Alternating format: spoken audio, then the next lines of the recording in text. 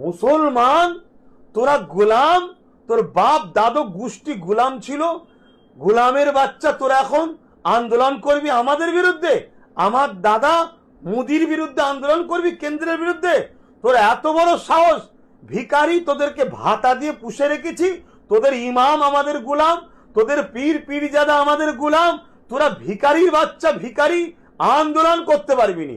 সেই আন্দোলন যে করবে তাকে পিটিয়ে এইভাবে জেলে ভরে দেওয়া হবে। মসজিদ যাবে চুপ করে দেখবি, মাদ্রাসা যাবে চুপ করে দেখবি, মাদ্রাসা যাবে চুপ করে দেখবি, সব তোদের ইসলামকে মুছে দেবো। এটা বিজেপি টিএমসির এজেন্ডা। যত দিন যাচ্ছে আইএসএফ দলটার জনপ্রিয়তা ততটাই বাড়ছে। আর আপনারা দেখতে পাচ্ছেন জলের মতো পরিষ্কার নওশাদ সিদ্দিকী যেভাবে বিধানসভার মধ্যে এবং বিধানসভার বাইরে লড়াই করে চলেছে সাধারণ মানুষের জন্য, সেটা সকলেই দেখতে পাচ্ছে।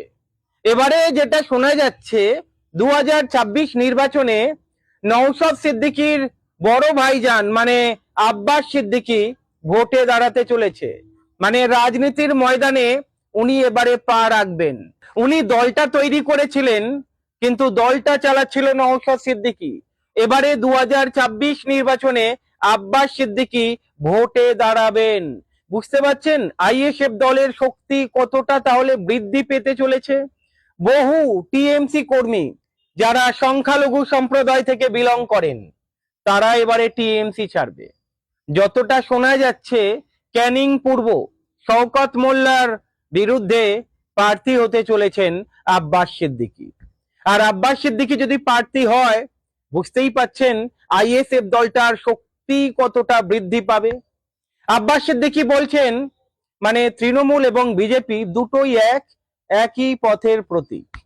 আরএসএস নাগপুর, দিদিমণি নাগপুর, মানে উনি মেলানোর চেষ্টা করছেন। আব্বাস সিদ্দিকীর কথায় জনসাধারণের জন্য, গরিবের জন্য বিজেপি যেমন কিছু করেনি, তৃণমূল তেমন কিছু করেনি। আব্বাস সিদ্দিকীর কথাগুলো শুনুন, তাহলে আপনারা বুঝে যাবেন। বিজেপি টিএমসি তারা দুজনেই এক পথের পথিক। সংবিধানকে মিটিয়ে রাজতন্ত্র প্রতিষ্ঠিত করা, স্বৈরাচারী জুলুমের সাম্রাজ্য তৈরি করা, তাদের কাজকামে এটা ফুটে উঠছে। তারা মানুষের মৌলিক যে অধিকার সংবিধান দিয়েছে, শিক্ষা, স্বাস্থ্য, কর্মসংস্থান, বাসস্থান, না বিজেপি দিচ্ছে না রাজ্য সরকার দিচ্ছে। সেই জায়গায় এই দুই বন্ধু বা ভাই বোন, দাদা দিদি, এরা তো একই পথের প্রতীক।